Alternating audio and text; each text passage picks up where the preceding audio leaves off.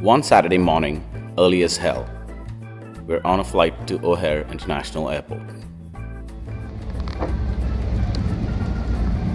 Ladies and gentlemen, welcome to Chicago. Local time is 7:55 a.m. We'll be taxiing for the next few minutes, so please remain seated with your seatbelts fastened and all items stowed until the seatbelt sign is turned off. Please make sure you have all of your personal belongings before you exit the aircraft, and be careful when opening overhead compartments.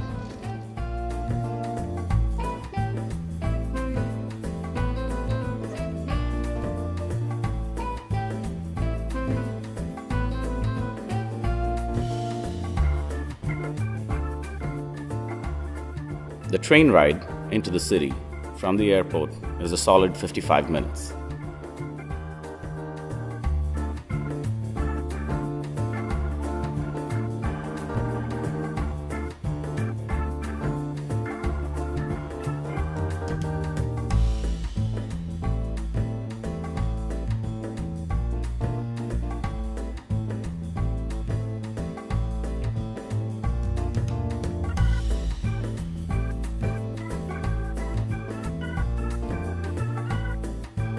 You may call it Chinatown, the Windy City, or the Second City. To me, Chicago is just one word: extraordinary. It has amazing food, culture, music, and phenomenal architecture. This is Dushani's first time in Chicago, so we did all the much frequented touristy stuff, which is what you must do when visiting a new place. All those people who say, "Oh, you did just the touristy stuff."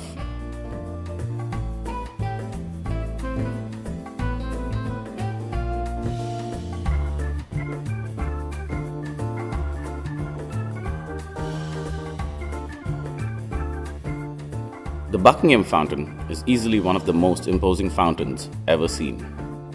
Set dead center of Grand Park, this wedding cake style fountain was truly an incredible sight.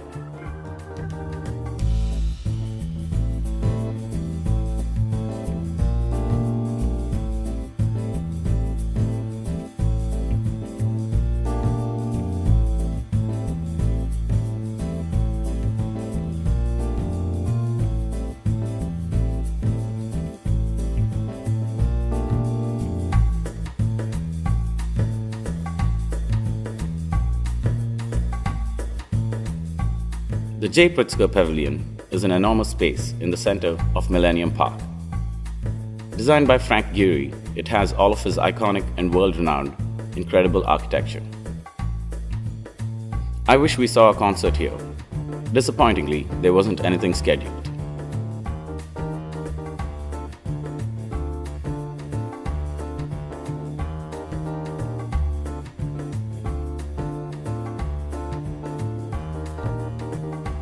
A few yards from there is Cloud Gate. This skyline-distorting, highly polished design was created by Indian-born British sculptor Anish Kapoor. It's crowded as hell here, but is a bucket list view when visiting Chicago.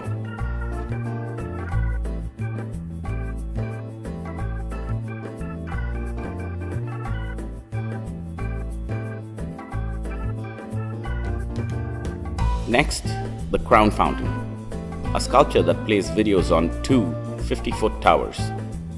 Designed by Spanish artist Kwame Plenza, this LED screen granite monument is one fabulous view. This place is perfect for kids to run about and splash around in the water.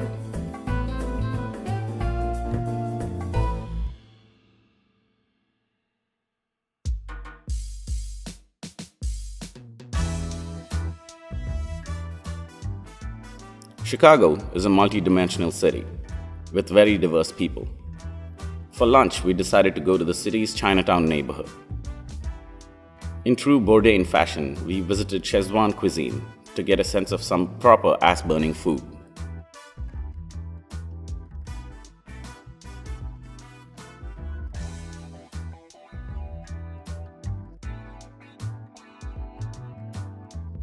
Fiery Chongqing popcorn chicken and fish fillet in chili oil soup. Dushani and I are obsessed with spicy food. Both these dishes hit the spot in the right way.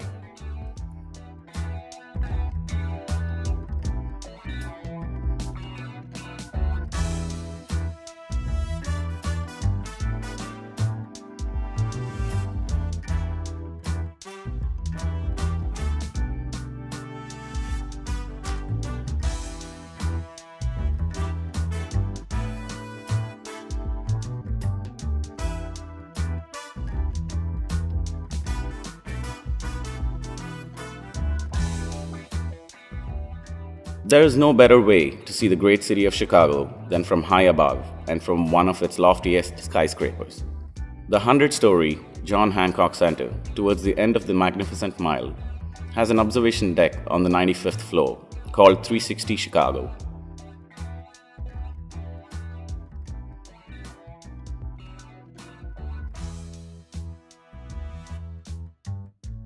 The views from here are utterly fantastic. You can see everything the city has to offer: Navy Pier, Sears Tower, and up to 4 different states and 80 miles out.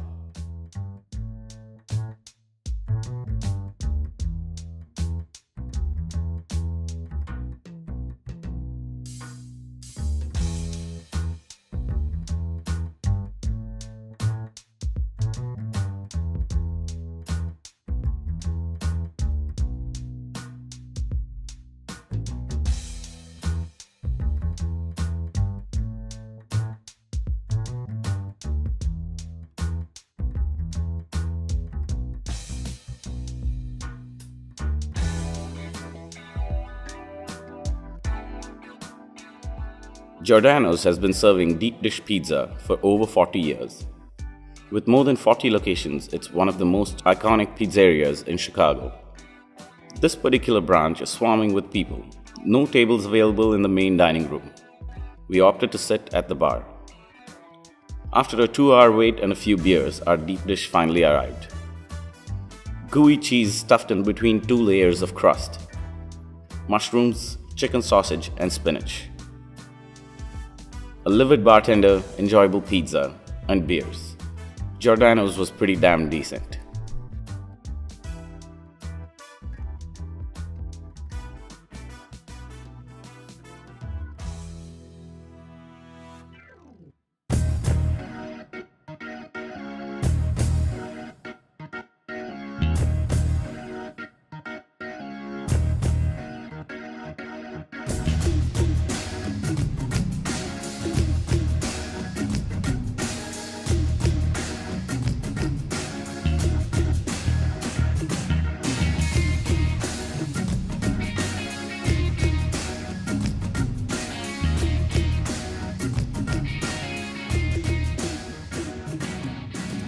Lunch at the Purple Pig. Jimmy Banos Jr. is a chef and partner at this North Michigan Avenue establishment. This family-inspired Greek-Italian restaurant is spectacular. House-cured meats, small plates, and delightfully playful cocktails. Mortadella with pita chips and pickled cornichons? Sure. How about a panini, layered with tons of house-made chorizo, pepper jam, and caramelized onions? Yes, we'll take that too.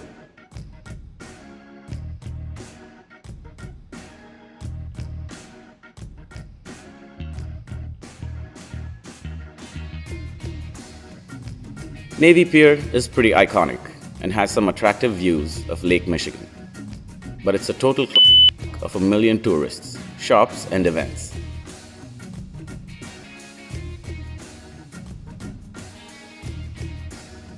Tired from all the walking and the heat, we stumbled into the beer garden, sat around for a bit, checked out some live music, and goes without saying, more beer.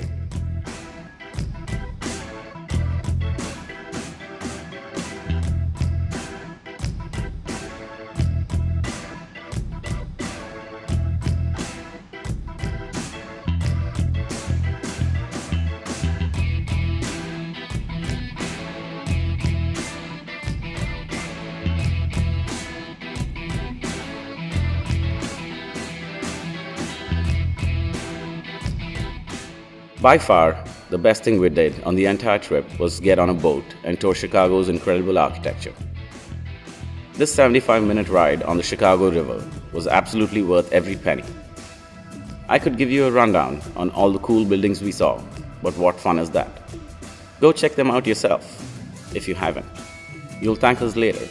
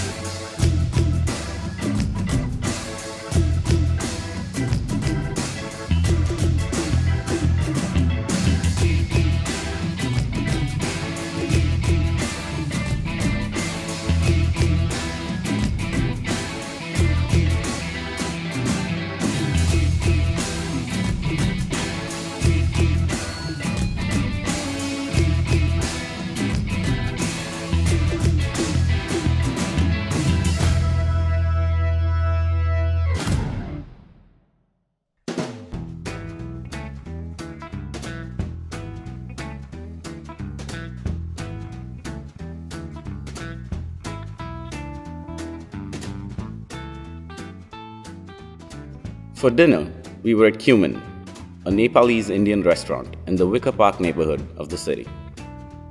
The Nepali spiced momos was surely the highlight of the meal. The rest, what can I say? Same old Indian food.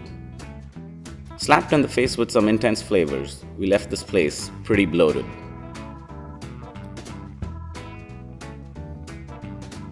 The next morning, son of a butcher for brunch.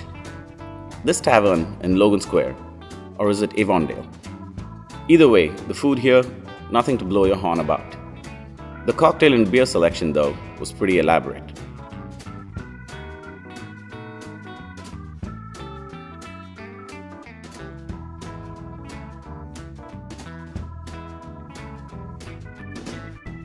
Following the typical mediocre brunch that most brunch places offer, we were off to the Adler Planetarium.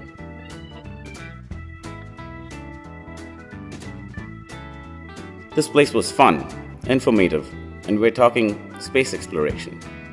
Who in their normal sense wouldn't like anything to do with space? Check this place out. It was out of this world.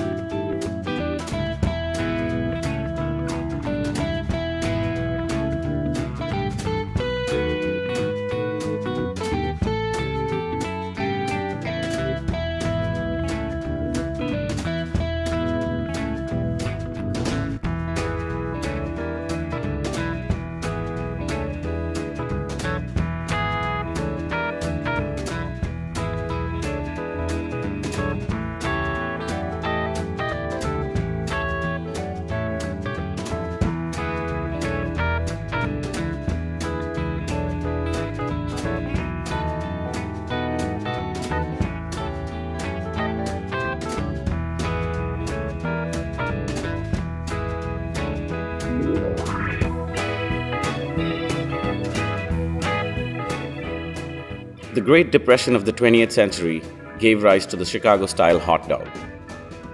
This dragged-through-the-garden-style dog is topped with onions, pickles, sport peppers, relish, and mustard on a poppy seed bun. We were at a food truck called Kate and Jam. I'm not fully sure if this was a real Chicago-style hot dog, but the menu said it was, and well, we got it. I know Magnolia Bakery is a New York City chain. In fact, I've been to the original Bleecker Street location. But when presented with a chance to eat their banana pudding, there will be no hesitation.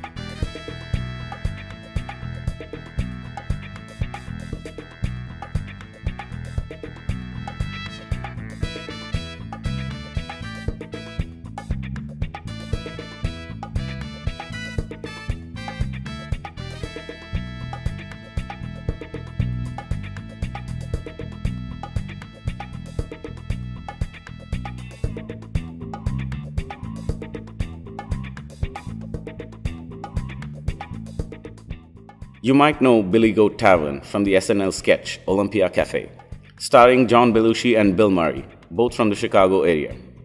Unfortunately, we could not visit the original location, so we had to get our fix at the airport on our way back.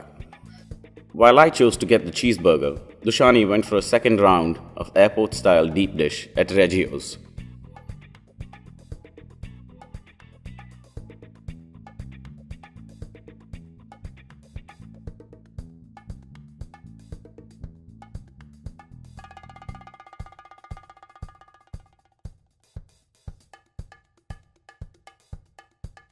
Eventually, We flew out of the great city that gave us brilliant people like Ernest Hemingway, Robin Williams, Warren Zevon, and Herbie Hancock.